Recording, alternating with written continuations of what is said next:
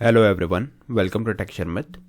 आज के सेशन में हम देखेंगे कि किस तरह से हम क्लॉड एआई की हेल्प से अपने एक्सेल में एक्स लुकअप का फॉर्मूला जनरेट कर सकते हैं, जो हमें एरर हैंडलिंग में भी यूज़फुल रहता है।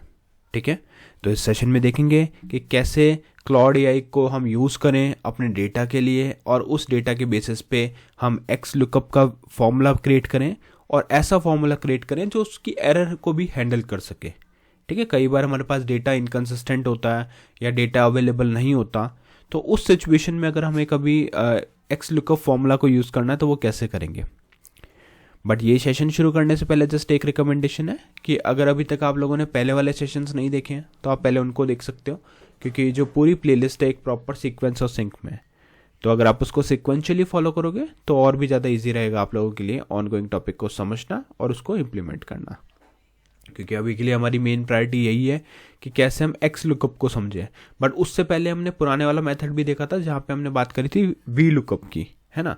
इसका डिफरेंस भी आप लोगों को आई एम श्योर पता हुआ, क्योंकि आप लोगों ने एक्सेल रेफर किया है। बट नहीं भी पता तो भी आप क्लॉड एआई की हेल्प से डायरेक्ट फॉर्मूला ला सकते हो और फिर उसी की हेल्प से आप उसको समझ भी सकते हो। ठीक है, तो हम सिर्फ कॉपी पेस्ट नहीं कर रहे, हम उस फॉर्मूला को समझेंगे भी कि एक्चुअल में वो कैसे वर्क करता है, क्या उसमें उसका पर्पस है। ठीक है, बट सेशन शुरू करने से पहले एक चीज़ और कि अभी मैंने आप लोगों के लिए एक टेक्सचर में डिजिटल कोर्स बुक को भी रखा है डिस्क्रिप्शन बॉक्स में।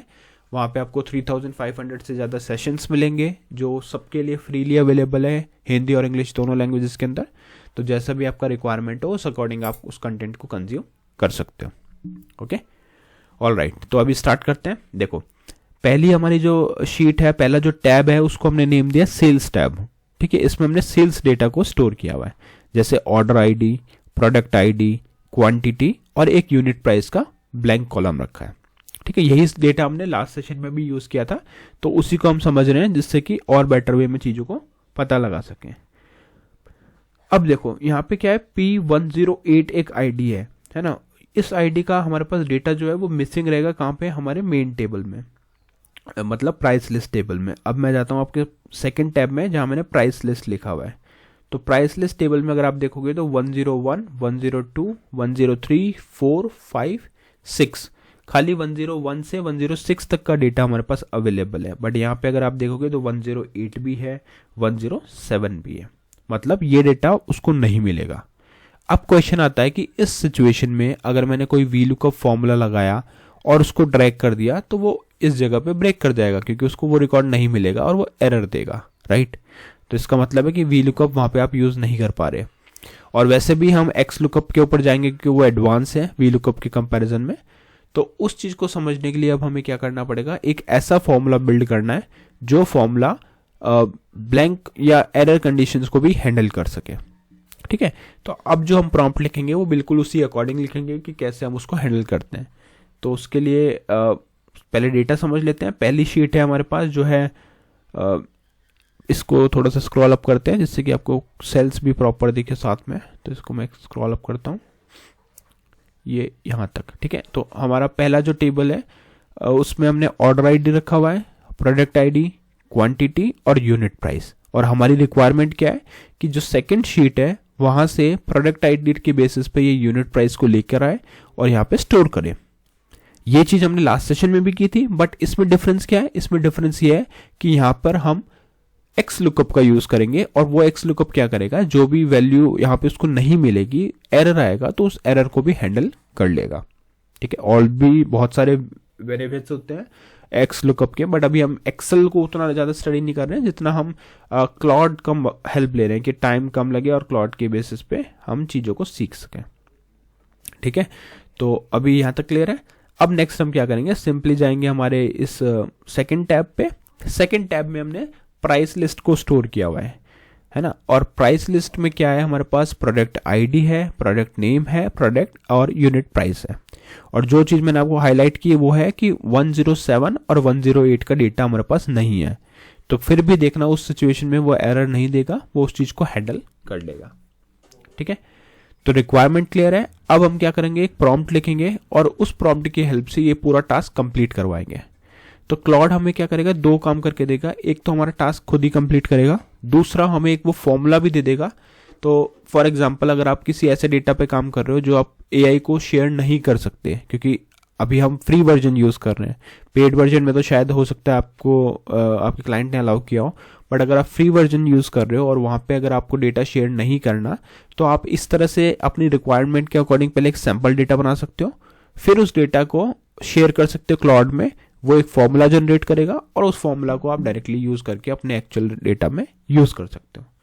अब आप में से कई लोग सोचेंगे कि इससे बेटर है कि हम खुद से उसको लिख लें, बट ऐसा नहीं है, क्योंकि अभी आपके पास सिर्फ 10 रिकॉर्ड्स ही हैं एग्जाम्पल के लिए, बट जब एक्चुअल सिनेरियोज में आप इस चीज़ को करोगे तो वहाँ पे आपके पास थाउजेंड्स ऑफ रिकॉर्ड होंगे।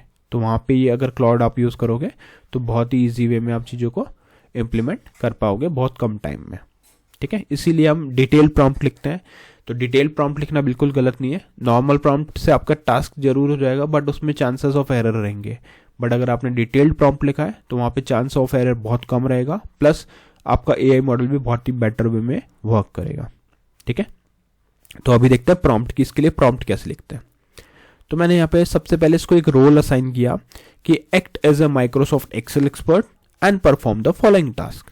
ठीक है, अब उसको बोला कि आप एक एक्सेल एक्सपर्ट की तरह वर्क करोगे और फॉलोइंग टास्क को परफॉर्म करोगे। फिर हम उसको बताते हैं कि हमारे पास डेटा क्या है। ठीक है, तो हमने लिखा I have 2 sheets in Excel, sheet 1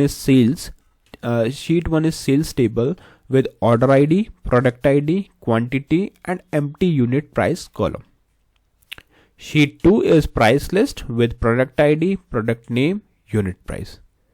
I already have VLOOKUP written for this. ठीक है, तो अब हम इसको एक अलग वे में बता रहे हैं कि हमारे पास ऑलरेडी VLOOKUP लिखा हुआ है, जो हमने लास्ट सेशन में कवर किया था।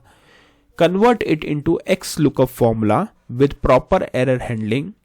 Complete my task as per the rules and provide the best and most efficient Excel formula to achieve the result. तो ये VLOOKUP वाला पार्ट बस इसलिए लिखा है कि अगर आप लोगों ने लास्ट सेशन देखा हो और आपने वो प्रैक्टिस किया तो उस चीज़ में भी आप इसको कन्वर्ट कर सकते हो XLOOKUP के अंदर। ठीक है, क्योंकि ये थोड़ा सा एडवांस वर्जन है, वो भी सही है, बट इसमें आप एरर हैंडल भी कर सकते हो, इसलिए हम इसको यूज़ कर रहे हैं। ठीक है, फिर हमने लिख दिया refer the attach screenshot for exact cell reference and sheet layout. ये हम इसलिए लिखते हैं कि जब भी हम कोई डेटा उसको प्रोवाइड करने वाले हैं तो instead of direct text copy करने से आप उसको स्क्रीनशॉट प्रोवाइड कर दो, जिससे कि वो बहुत ही इजी वे में उसको प्रोसेस कर सके। ठीक है, तो ये इंपॉर्टेंट लाइन है। अब हम क्या करेंगे, ये डेटा खुद से नहीं लिखेंगे, सीधा उसको स्क्रीनशॉट देंगे और वो अपने आप सेल के बेसिस पे परफॉर्म करके देगा। फिर हमने कुछ रूल्स यहाँ पे मेंशन करे हैं। Match product ID from sale sheet with product ID in price list sheet. ठीक है, तो उसको बता दिए क्या उसको मैच करना है। Pull unit price from price list sheet into unit price column in cells. तो उसको प्राइस लिस्ट शीट में से डेटा कॉपी करना, यूनिट प्राइस कॉपी करना और उसको वहाँ पे रखना है, कहाँ पे, सेल्स शीट के अंदर। If product ID is not found in the price list show price not found. ठीक है, तो ये हमने मेंशन कर दिया कि अगर किसी भी रीजन से उसको प्रोडक्ट आईडी नहीं मिलती है प्राइस लिस्ट में, तो उस सिचुएशन में एरर देने की जगह पर वो हमें एक मैसेज देगा प्राइस नॉट फाउंड। ठीक है, फिर फोर्थ रूल में हमने स्पेसिफाई किया use XLOOKUP with built in if not found argument for error handling, do not use if error. ठीक है, तो जो भी आपकी रिक्वायरमेंट है, जैसे मैंने इफ एरर को हटा के मैंने यहाँ पे क्लियरली मेंशन किया कि built in if not found argument का आपको यूज करना है एरर हैंडलिंग के लिए, do not use if error. ठीक है, फिफ्थ पॉइंट हमने लिखा keep order ID, product ID, quantity exactly as they are, only fill the unit price column. ठीक है, तो बाकी जो कॉलम्स है उसमें हमें कोई चेंज नहीं की है, हमें सिर्फ यूनिट प्राइस निकालना है। Use the best and most efficient formula to calculate the result and at the end the exact Excel formula used along with the short and simple explanation in both layman's and technical term, maximum 2 line। तो ये भी हमने लिख दिया कि उस formula को explain करना है लेमन टेक्नोलॉजी में, जो बहुत सिंपल होती है, जो कोई भी समझ सके, नॉन टेक्निकल पर्सन भी, और एक टेक्निकल टर्म्स में, मैक्सिमम 2 लाइन के अंदर। ठीक है, अब अगर आपको स्क्रीनशॉट नहीं देना, आपको डेटा देना है, तो आप इस तरह से डेटा प्रोवाइड कर सकते हो, बट मेरे केस में मैं स्क्रीनशॉट देने वाला हूँ, तो मैं इसको यहाँ से हटा दूंगा। ठीक है, इसको, या एक काम करते हैं सिंपल, इसको यहाँ से इसको स्क्रॉल डाउन करते हैं, या सिर्फ हम इतना पार्ट कॉपी कर लेते हैं, हटाने से बेटर है। अगर आप में से कोई इसको यूज़ कर रहा है तो वो रेफ़र कर सकता है। ठीक है, तो मैंने यहाँ से इतना पार्ट कॉपी किया, इसको यहाँ पे पेस्ट किया, ये मेरा क्लॉड है। और बाकी वाला जो पोर्शन है वो भी हम कॉपी करेंगे डेटा के बाद वाला। डेटा के बाद हमने बस लिखा है return the clean sales data with header row first, 1 row per line, value separated by tab inside a code block. Then on the new line return the Excel formula used inside a separate code block. Then on a new line return the short explanation inside a separate code block. No files, no extra output. And very important line यहाँ हमने लिखा है put the output inside a code block so tabs are preserved when copying. ठीक है, तो इस चीज़ को हमने क्लियरली मेंशन किया कि हमें कॉपी करना है तो वो आपको टैब जो है आपका वो प्रिजर्व्ड होना चाहिए। अगर वो प्रिजर्व्ड नहीं है तो फिर हम उसको यूज़ नहीं कर पाएंगे। ठीक है, यहाँ तक हो गया। अभी इसको कॉपी करना है हमें। इसको कॉपी करने के लिए